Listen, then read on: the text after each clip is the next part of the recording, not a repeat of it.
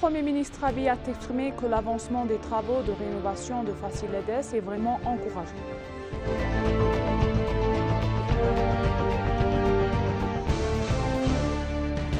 L'Éthiopie et l'Azerbaïdjan ont tenu leur troisième consultation politique à Addis Abeba.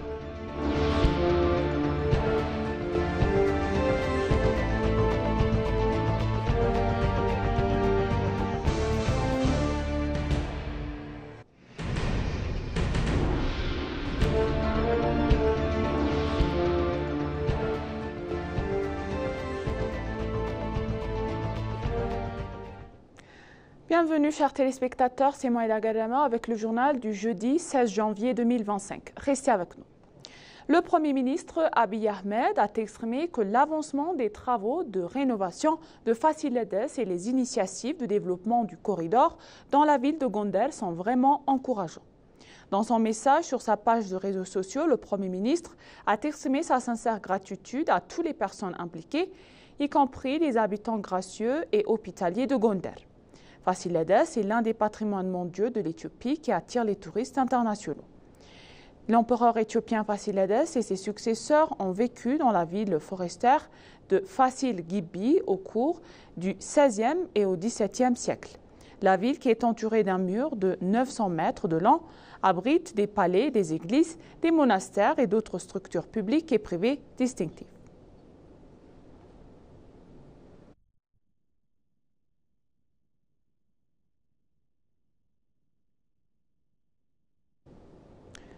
L'Éthiopie et l'Azerbaïdjan ont tenu leur troisième consultation politique à Addis Abeba.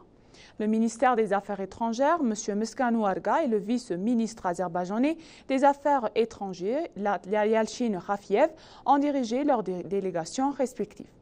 Lors de l'événement d'ouverture, le ministre d'État Meskanou a noté que la consultation soulignait l'engagement des pays à renforcer les relations bilatérales et à approfondir leur coopération dans divers domaines.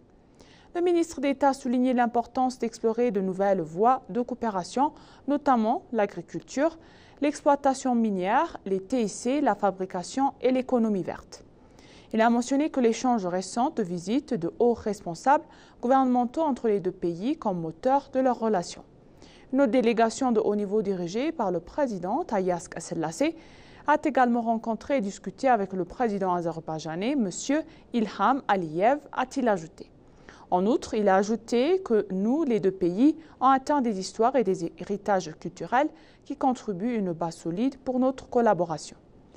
Le vice-ministre azerbaïdjanais des Affaires étrangères, Yalchin Rafiev, a pour sa part déclaré que la consultation porterait sur d'importantes questions nationales, régionales et mondiales d'intérêt commun.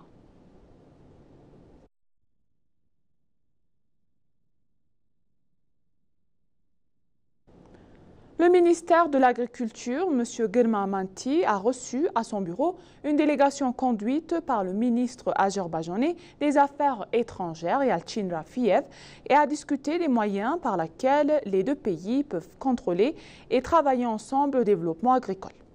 Le ministre a expliqué aux membres de la délégation la situation agricole actuelle en Éthiopie. Il a également déclaré que l'agriculture présente un tiers du produit intérieur brut de l'Éthiopie. Girma a ajouté que jusqu'à 80% des exportations éthiopiennes sont des produits agricoles. Il a noté que même si l'Éthiopie se classe au premier rang en Afrique en termes de nombre de têtes de bétail, les exportations dans ce secteur sont faibles et qu'il reste encore beaucoup à faire pour ajouter les valeurs aux produits agricoles et les exporter.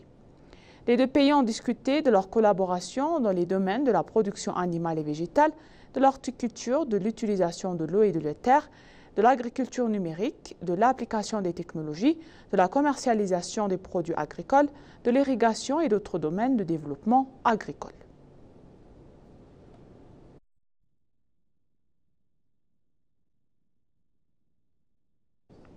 Le ministre d'État des Affaires étrangères, Meskanou Arga, s'est entretenu avec Eysen Issaev, le premier vice-premier ministre des Affaires étrangères de la République de Kirghizie, à son bureau. À l'occasion, M. Meskanou a souligné l'engagement continu à l'Éthiopie à renforcer des relations bilatérales avec la République de Kirghizie.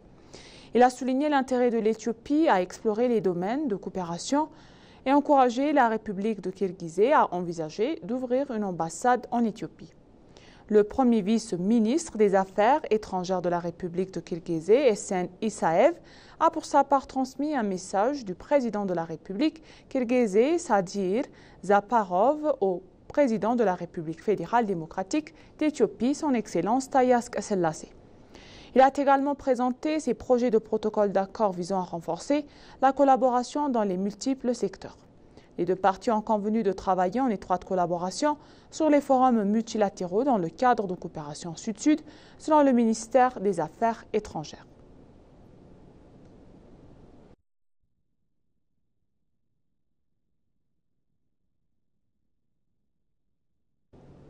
La 49e conférence de la réunion du comité des représentants permanents de l'Union africaine se déroule hier au siège de l'Union africaine à Addis Abeba. La conférence se déroule sous le thème « Promouvoir la justice pour les victimes en veillant à ce que les Africains et les personnes d'origine africaine reçoivent des réparations pour les crimes et injustices historiques commis ». La réunion a réuni de hauts dirigeants de l'Union africaine, des présidents du comité et des ambassadeurs des États membres de l'Union. La réunion devrait examiner les projets d'ordre du jour et de la 46e session du Conseil exécutif de l'Union africaine qui se tiendra les 5 et 6 février 2017, ainsi que le 38e sommet des chefs de l'Union africaine qui se tiendra les 8 et 9 février 2025. Le comité entendra également des rapports sur la performance de diverses institutions relevant de l'Union africaine ainsi que les réunions que l'Union a tenues en 2024 selon le calendrier européen, selon les informations par l'ESA de l'Union africaine. La réunion du comité permanent de l'Union africaine durera jusqu'au 31 janvier 2025.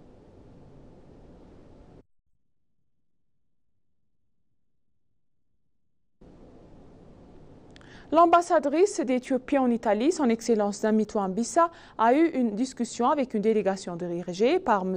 Stefanos Fotiou, le directeur du Bureau des objectifs de développement durable de l'Organisation des Nations Unies pour l'alimentation et l'agriculture FAO.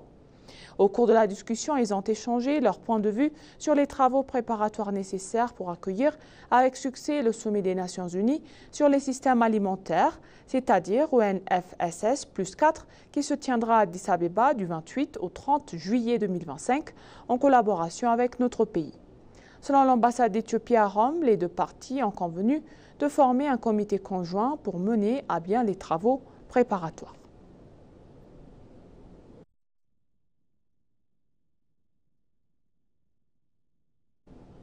L'ambassadeur de Chine en Éthiopie, son Excellence Che He, a annoncé que son gouvernement soutient les efforts de l'Éthiopie pour obtenir un accès à la mer.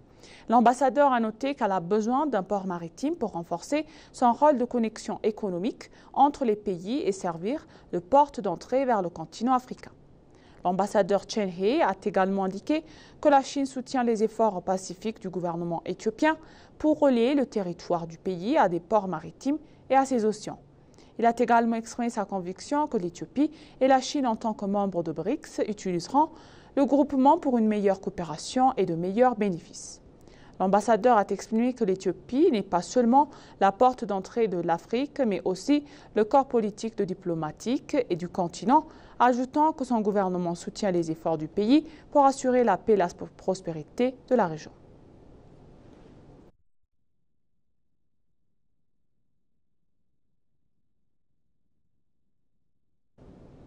Et pour conclure le journal, le ministre des Finances, Ahmed Shide, a rencontré Solomon Kainor dans sa délégation pour discuter des moyens de renforcer la coopération au développement de la BAD en Éthiopie. À l'occasion, le ministre a reconnu le rôle essentiel de la BAD dans le soutien de l'aspiration de développement économique et social de l'Éthiopie, le portefeuille actuel dépassant 1,2 milliard de dollars d'investissement dans divers secteurs. Il a également souligné les réformes ambitieuses de l'Éthiopie dans le cadre du programme de réforme économique locale en mettant l'accent sur la pose de base d'une économie plus durable et plus inclusive. Le ministre a également ajouté l'accent mis sur l'accélération de la croissance et du développement grâce à des investissements dans les secteurs clés tels que les infrastructures de l'énergie, la connectivité numérique et la durabilité.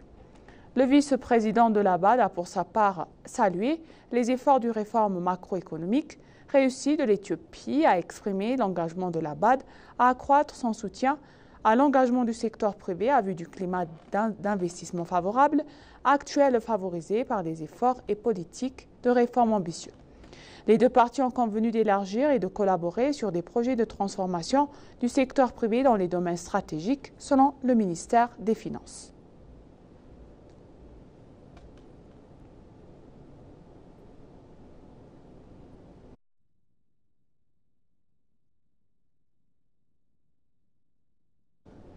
Et maintenant, chers téléspectateurs, je vous rappelle les titres principaux. Le Premier ministre Abiy a exprimé que l'avancement des travaux de rénovation de Fasilades est vraiment encourageant.